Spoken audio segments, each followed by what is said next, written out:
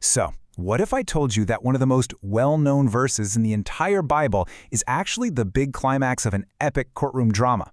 We're going to take this ancient chapter and turn it into what it really is, a high-stakes legal battle where the fate of a whole nation is literally hanging in the balance. Okay, let's get into it.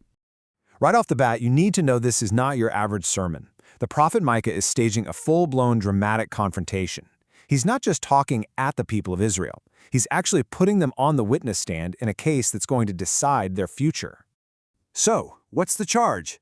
It's basically a breach of contract, but on a cosmic scale. They broke their covenant with God. And here's the wild part. The witnesses being called to the stand aren't even people. They're the ancient, eternal mountains. So yeah, this isn't just a trial, it's a massive event. Okay, so every trial has to start with a summons, right? The court is officially called to session. But to really get what's happening here, we need to understand a super important legal term from the original Hebrew. That word is rib. Now, a rib isn't just a casual argument or an angry rant. It's a formal, legal dispute.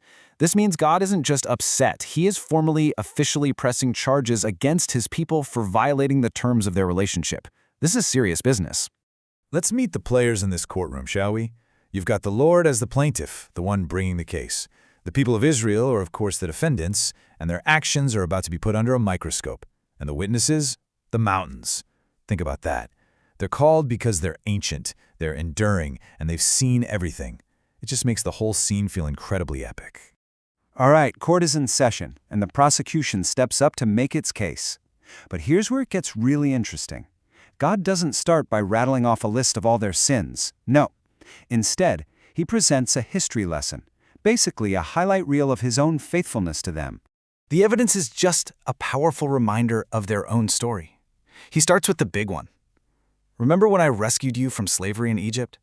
Then he points to the leaders he gave them, Moses, Aaron, and even Miriam. He reminds them of that time in Moab, when he took the prophet Balaam's curses and literally turned them into blessings. And finally, he recalls bringing them across the Jordan River into the Promised Land. It's like he's saying, just remember your story. Remember how I've always shown up for you. And then, after laying out all that evidence of his goodness, the prosecutor drops this bombshell of a question. It's so powerful because it's both a tender plea and a sharp challenge. My people, what have I done to you? He's basically putting the ball in their court, saying, I've made my case, now it's your turn. If I've been a burden, if I've wronged you, now's your chance. Testify against me. The silence must have been deafening. So how do the defendants, the people of Israel, respond to this powerful case and this direct question? Well, not with a logical defense. Instead, what we get is a series of panicked, frantic questions that show they are completely, 100% missing the point. Their response starts out sounding, kind of religious, but it just spirals out of control immediately. They're not trying to understand the problem, they're trying to figure out the price of a bribe. How much will it cost to make this go away? Thousands of rams? Will that do it? And the hyperbole just gets more and more ridiculous. 10,000 rivers of oil. I mean, that's not even a real thing. This isn't a sincere offer. It's what panic sounds like. They're just flailing, thinking if they can just throw enough religious stuff, enough grand gestures at God, he'll just drop the case. And here's where their desperation hits a horrifying, tragic low. This final question, it's just awful. It was a practice of the pagan nations around them, something explicitly forbidden by God. They are so lost, so completely disconnected from the heart of their God, that they're willing to consider it the most unthinkable, most evil sacrifice imaginable. It disproves they have absolutely no clue what he actually wants from them. So right into the middle of all this chaotic, panicked bargaining, the prophet Micah finally speaks up. He just cuts through all the noise, silences the frantic offers, and delivers the simple, beautiful, profound heart of what God has always wanted. And this is it, the climax of the whole trial. 3 simple things. First, do justice.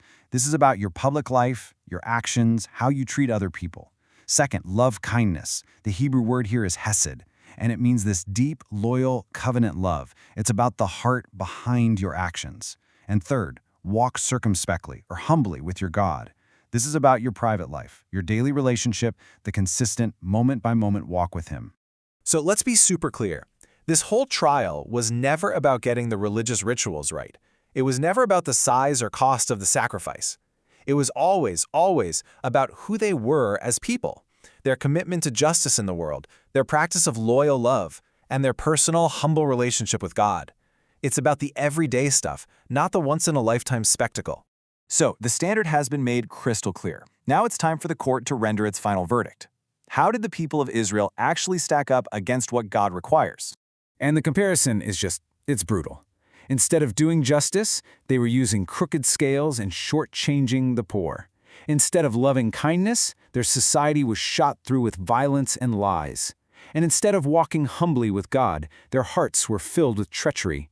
Their entire economic system was built on cheating people, the exact opposite of what God required.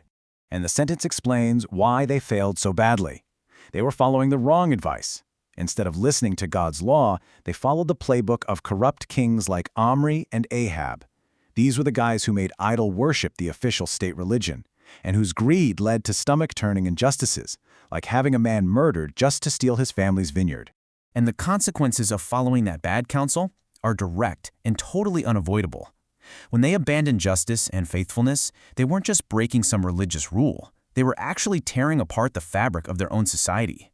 The final verdict leads to a total system collapse, economic, social, and national.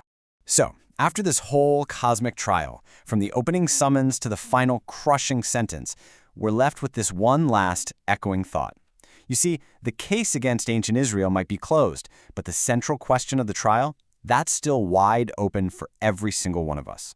Because in the end, it's not about thousands of rams or rivers of oil. It's about who has your allegiance.